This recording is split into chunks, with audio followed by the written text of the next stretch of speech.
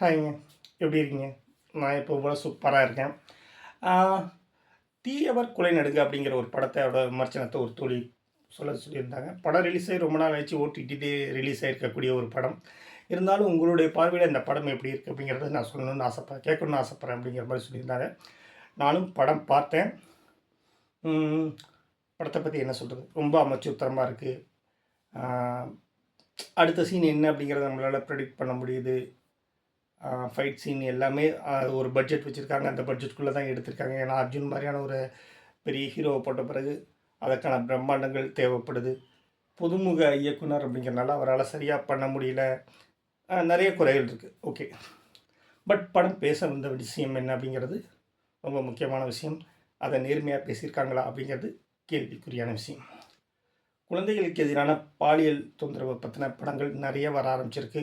இது ஆரோக்கியமானதான்னு கேட்டால் கண்டிப்பாக ஆரோக்கியமானது. ஆனால் அதை சரியாக சொல்கிறாங்களா அப்படின்னு கேட்டால் ரொம்ப ரொம்ப பர்சன்டேஜ் கம்மியாக தான் இருக்கும். எனக்கு தெரிஞ்சு கார்கி, சித்தா இந்த மாதிரியான படங்கள் ரொம்ப நேர்மையாக சொல்லியிருக்காங்க. அதில் எந்த விதமான கிளர்ச்சியோ, எந்த விதமான வன்முறையோ, எந்த விதமான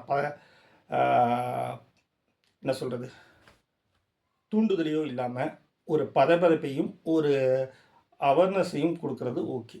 இந்த மாதிரியான படங்கள்.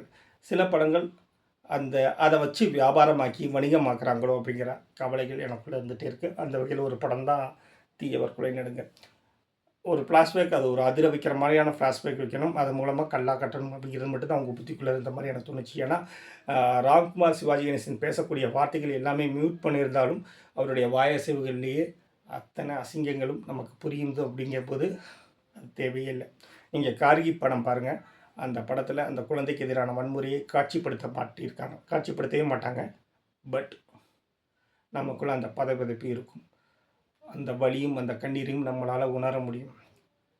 அந்த படம் முடித்து பல நேரங்களில் நம்மளால் தூங்கவே முடியாது. ஏன்னா ஒரு பெண் குழந்தைக்கு தகப்பனாக இருக்கவன் எல்லா குழந்தையும் தன் குழந்தையாக பார்க்கவே மாட்டேங்கிறான் அப்படிங்கிற மூஞ்சில் அடித்த மாதிரியான ஒரு உண்மையை சொல்லியிருக்கும் அந்த படம். இதுதான் இந்த வயசில் தான் இந்த மாதிரியான தேவைகள் இருக்கும் அப்படிங்கிறதையும் உடைச்சி பேசியிருக்கக்கூடிய படம். உலகத்துக்கே நல்லவனாக இருக்கவன் தனிமையில் எவ்வளோ மோசமானவனாக மாறுறான் அப்படிங்கிறதையும் அந்த படம் பேசியிருக்கும். அந்த வகையில் பார்த்திங்கன்னா எனக்கு தீயவர் குலை நடுங்க எனக்கு அந்தளவுக்கு இம்பேக்ட் கொடுக்கல அப்படின்னாலும் சிங்கிள் பேரண்ட்டாக இருக்கவங்க அடுத்தவங்க கிட்ட குழந்தையை நம்பி ஒப்படைக்கும் போது என்ன விதமான விளைவுகள் ஏற்படுது, அதுவும் அந்த குழந்தை மன வளர்ச்சி இல்லாதோ அல்லது மாற்றுத்திறனாளியாகவோ இருந்தாங்கன்னா அதனுடைய வலியினுடைய வீரியம் என்னது அப்படிங்கிறத பேச நினச்சிருக்காங்க. அந்த வகையில் அவங்களுக்கு பாராட்டுகள். அதை பேச நினச்சதை சரியாக பேசிட்டாங்களா அப்படின்னு கேட்டால் கண்டிப்பாக இல்லை அப்படின்னு தான் சொல்ல முடியும். ஏன்னா சினிமா தியேட்டரில் வரும்போது பெருசாக ரெஸ்பான்ஸ் இல்லைன்னா அது வேறு விஷயம். பட் ஓடிடியில் வந்ததுக்கு அப்புறமாவும் அது கவனம் பெறலை. அப்படிங்கும்போது அந்த படத்தோட மேக்கிங்கில் நிறைய குறைகள் இருக்குது. கண்டிப்பாக பட்ஜெட்டை குறை சொல்லவே முடியாது. ஏன்னா சாய் பல்லவி, காளி வெங்கட் வச்சுக்கிட்டு கார்கி மாதிரியான ஒரு அவ்வளோ அற்புதமான படத்தை எடுக்க முடியும். அப்படிங்கும்போது இவங்களாலும் நிச்சயமாக எடுத்திருக்கலாம். கொஞ்சம் திரைக்கதையில் கவனம் செலுத்தியிருக்கலாம். டைரக்ஷன்லேயும் இன்னமும் கவனம். ஏன்னா ஒரு காட்சி ஜம்ப் ஆகிட்டே இருக்கிறதா இருக்கட்டும், ஒரு க்ரைம் த்ரில்லருக்காக அவங்க பண்ண விஷயங்கள் எதுவுமே அர்த்தமில்லாததாக இருக்கிறதா இருக்கட்டும், நிறைய விஷயங்கள் 0 தான் சொல்லுவேன் மார்க்கு.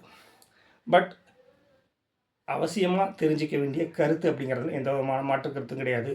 ஆனால் இதை விட கார்கி படமாக இருக்கட்டும், சித்தாவாக இருக்கட்டும், சித்தாவை விட கூட நான் செகண்டரியாக தான் வைப்பேன். கார்கி முழுமையான படம். அதில் எந்த விதமான சமரசமும் செய்யாமல் அந்த படைப்புக்கு நேர்மையாக இருப்பாங்க. ஆனால் அந்த மாதிரியான படைப்புகள் வருதா அப்படின்னு கேட்டால் இல்லை அப்படிங்கிறது தான் நிஜம். பெண்களுக்கு எதிரான வன்முறை, குழந்தைகளுக்கு எதிரான வன்முறை, இது எல்லாமே ஒரு ஹீரோயிசத்துக்கான முன்பகுதிகளாக மட்டும் வச்சுக்கிட்டாங்கன்னா அது என்ன விதமான அர்த்தம்னு தெரியல.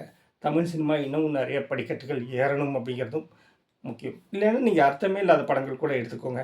நாங்கள் உங்களுக்கு கருத்து சொல்கிறோன்ட்டு வந்துட்டு எதையுமே குமிக்காதீங்க.